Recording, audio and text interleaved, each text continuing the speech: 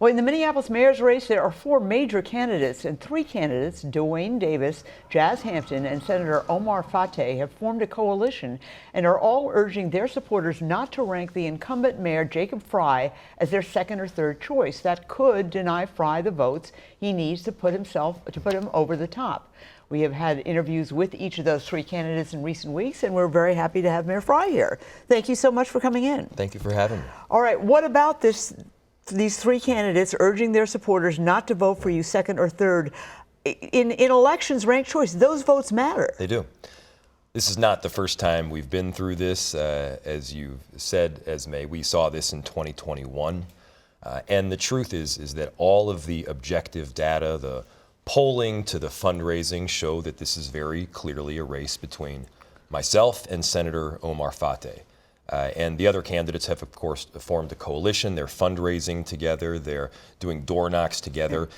It is all to the benefit of Senator Omar Fateh. And what I would say is that people in Minneapolis are smarter than that. They think independently. They're not just going to vote for three candidates on their ballot because those are the three candidates they're told to vote for. They're going to think for themselves. So you're not worried?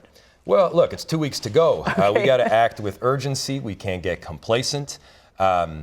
We need to make sure that Senator Omar Fateh doesn't make a run here. And at the same time, we're confident because we've got people in this city that understand that there's very clearly two routes. There's a route that values rhetoric and social media posts, and there's another one that's just operating in reality. Okay, let me ask you about the No Kings rally, because I know you were there, and we've got this video is really remarkable from downtown Minneapolis. The reality is that the Trump administration is suing the city of Minneapolis and St. Paul and some other cities over their sanctuary city policies. You actually said, well, we're suing them. That's right. What is the status of that, and what is the possibility of Minneapolis losing critical federal funding at this time? Well, first, the No Kings rally was inspiring. When you've got maybe tens of thousands of people that are all rallying around a common cause, which is our democracy, it is our Constitution, our republic, that's something that I think makes anybody a little bit excited because they want to do right by both the cities and the countries where they live. Now, they are suing us. This is not a new thing. They're suing us because I am standing firm. I believe that we look at people that are undocumented, not just as undocumented immigrants, but as our neighbors. We love them, and we are going to stand by them. They're suing us because we want to continue to do some of the very basic work around inclusivity in Minneapolis, and we are going to stand up against that. And by the way, we're not just preemptively suing. We are preemptively suing Donald Trump and winning. We know that the law is on our side, that the Constitution is on our side. Well, you're talking about the Attorney General, Keith Ellison, has won a number of the lawsuits in court. He's got about 20 plus. Yes, well, we've got a coalition of attorneys general, governors, and mayors around the country, and so we've entered a number of lawsuits along with them. And here's the thing, it's working. It is working. And so we are not where we need to be yet. There is a massive threat, and obviously tens of thousands of people just yesterday recognized that, but we're moving in the right direction. All right, one of the big differences between you and Senator Fateh is your position on these homeless encampments that keep cropping up in Minneapolis.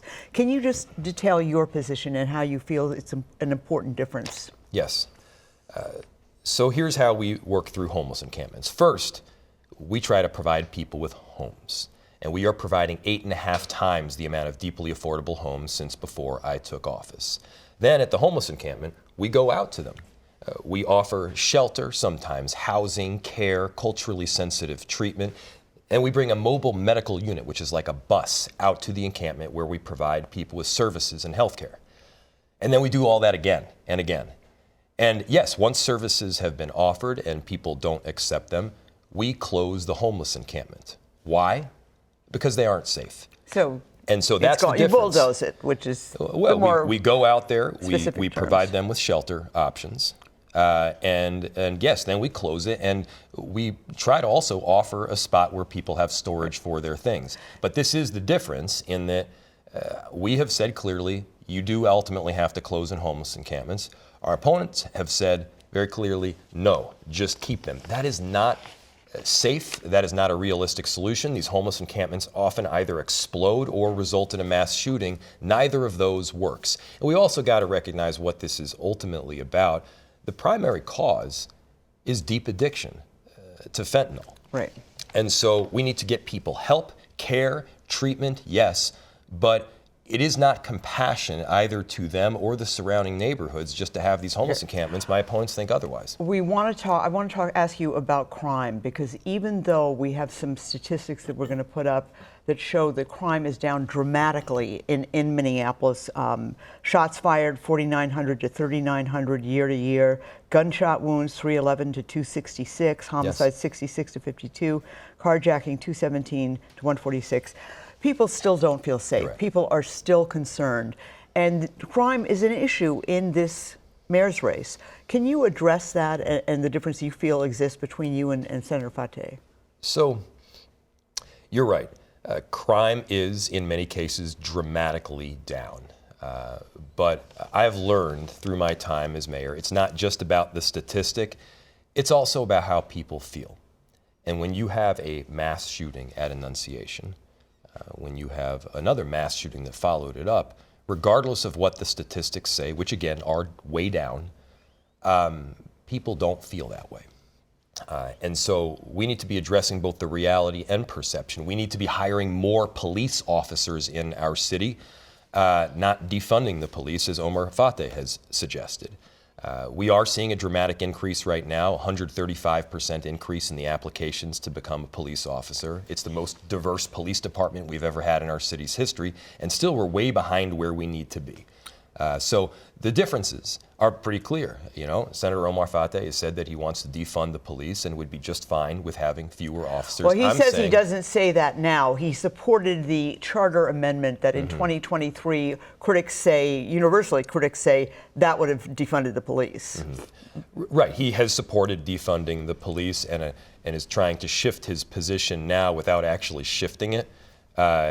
So what I would say is, look, no matter who I'm talking to, whether it's a crowd of 2,000 people outside my home demanding that I defund the police, or I'm talking to you on this broadcast, I'll tell them the truth. And the truth is that we've got fewer officers per capita than virtually any city in the country. And the truth is that we need more of them. But we don't just need more police. Right. We also provide mental health support. We provide 24-hour-a-day, 7-day-a-week mental health response when you call 911. And we want to provide a variety of services so it's not just response from an officer with a gun. All right, Mayor Frey, thank you so much. We really appreciate your coming in. Obviously, we're going to follow the next 2 weeks very carefully.